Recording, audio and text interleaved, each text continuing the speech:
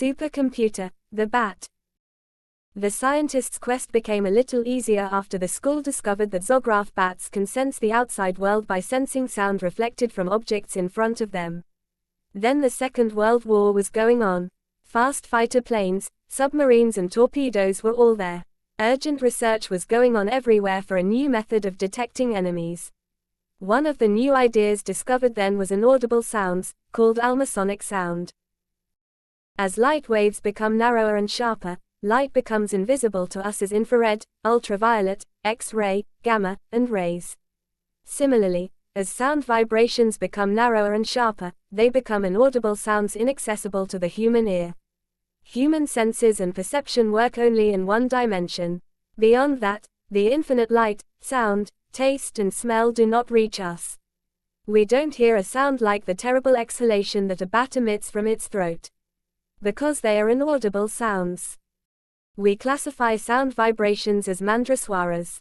394 Kichalu Kirudvani is also called as low Goga voice and star voice as Mandra Tarasvara. The human throat can emit 80 vibrations of mandra sound and 1400 vibrations of tarasvara per second.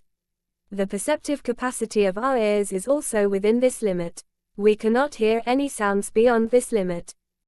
The sound produced by a bat is in the range of that's why Zeegraf saw the bat's mouth closed and didn't hear any sound. We too often walk by estimating directions by sound. But it identifies the sound source and not the reflected sound. Follow the reflection of the bat as it moves. Also, it does not crawl and move slowly. It flies fast looking for the most sensitive insects in the crevices of trees. If its sensory sensitivity slows down even a second, if its calculation is slightly wrong, it will crash into something and die. That is, a continuous image of sound waves must be formed in the mind through its ears. It means that there must be an impossibly fast computer inside its head that shows the direction.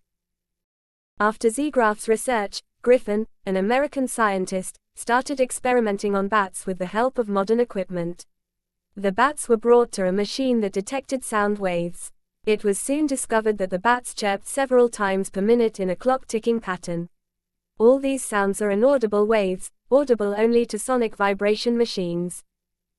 Inaudible sounds are produced by the larynx in the bat's throat. But its voice box is tubular like a police whistle, unlike ours. The air from the bat's lungs passes through this tube at a tremendous speed and the flutter stops. The bat presses the air more or less like a projectile. A bat cannot blow long unless it can let out the air rhythmically as foot-foot. So the sound made by a bat is like the ticking of a clock.